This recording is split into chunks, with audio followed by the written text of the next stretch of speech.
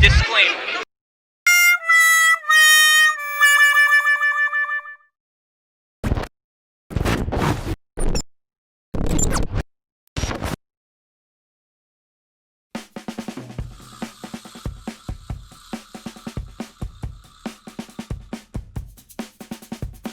Hey guys, this is Grim. Hey, this is Zopox. And welcome to Grim and Zopox Reviews. Today we have something really special. Yeah, almost a year in the works.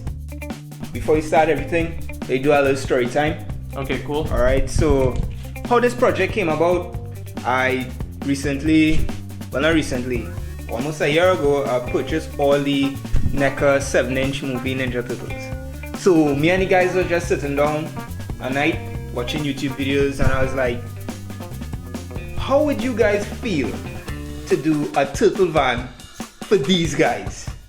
Quite true. Yeah. So the thing was, we kind of came up with some ideas. We were like, okay, we wanted to combine the movie as well as the cartoon as well.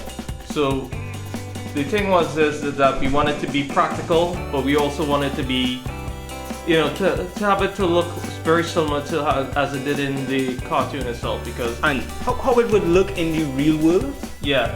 Alright, so yeah, so you know what, the Grim was in, our boy Jim was in. Shout out to Jim, thanks a lot. He was my co-engineer in this project. You know, the three of us set out on this adventure. Yeah. And almost a year later, we A lot of finished this ups, thing. a lot of downs. But hey, we got it done, and so let's trade off, right? Yeah, let's go. definitely show that. Let's talk about like what material we use. Yeah, so we had I was under a budget, and we gave ourselves a challenge. In other words, the only plastic we'll use is on the wheels, but everything else we'll use foam board, cardboard, You know, paints, and some runners. some runners from gum block, which I had to. So when you're looking at it, you'll just see it's mainly foam board and cardboard. That was the challenge. We did use some spray paint. We also used like a couple of like enamel stuff, a little bit of acrylic, some here and there. And the main theme of it, as we said earlier, it was to make the movie aesthetic plus the cartoon aesthetic, kind of combine it into one. So basically with the paint we did a little dry brush, which we will show in detail later on in the video. Because you know, we just tried to use our discretion and a little bit of our imagination.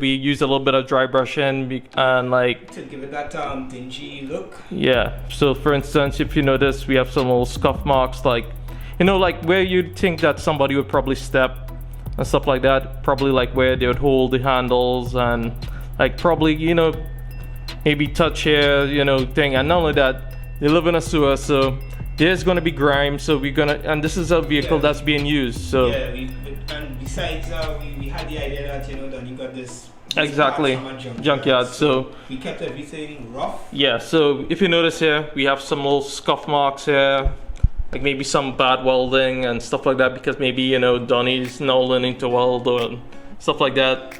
You know, all here, we have some rust marks all around the edges here. And if you really look at the aesthetic, we really tried to capture that, the party wagon from the first turtle toy line, with the grinning turtle in the front. And if you look on this side, we just continued with the whole dry See, brush. the whole same dry brush pattern, as well as what we did, we used some silicone to kind of to give it this rough edge to it.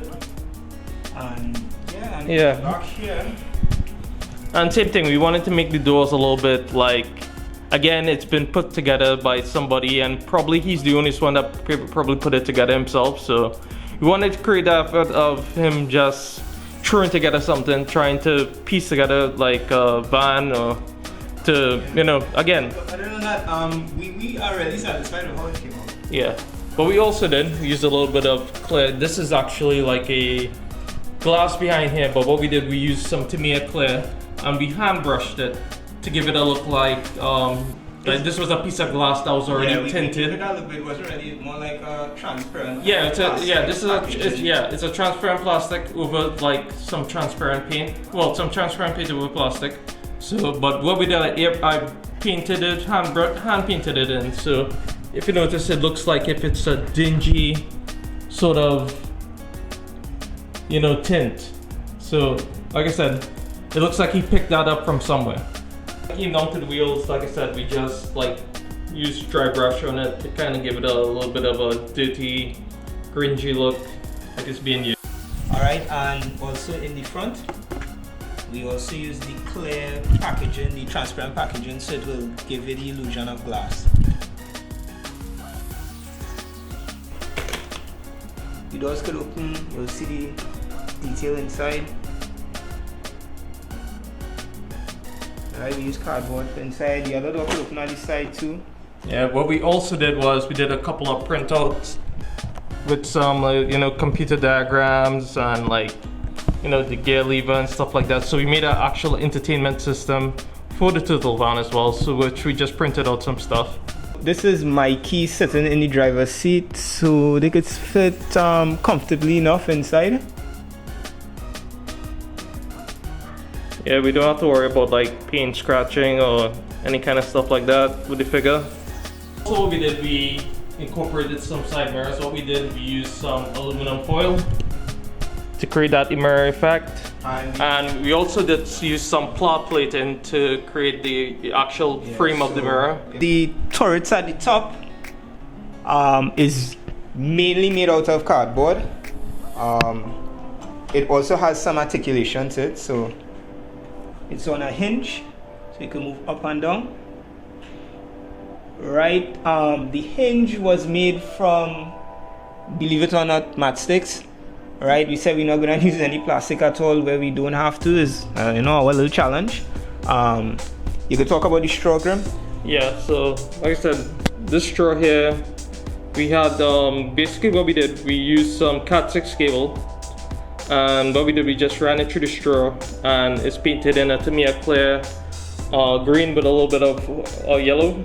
Yeah, so we did to give it a glow. Yeah, to give it a little detail also, that, you know, it has some wiring running in between the guns. Also, the paint up, what I used is that what we did, we used a little bit of like gold spray paint and just mixed it in with a little black to fade in to this, to give it like this, I know, dingy looking color. We have this special feature we did, you know, in the turtle van.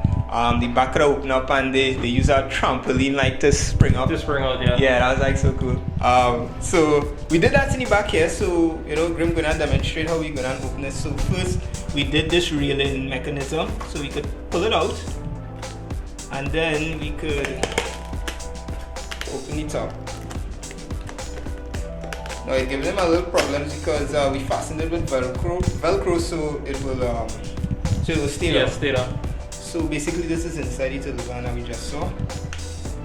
This is the top of the computer console and the red seat and the other seat there in the corner. We did a little floor details there. So this is Mikey sitting at the computer console. This is the back of the van, and we're going to show you how we made the back doors to open. Alright, so back doors hook from here, pull it open, and boom, there we are. That's the back of the turtle van there. Let me see it. Mikey sitting on the side seat in the back.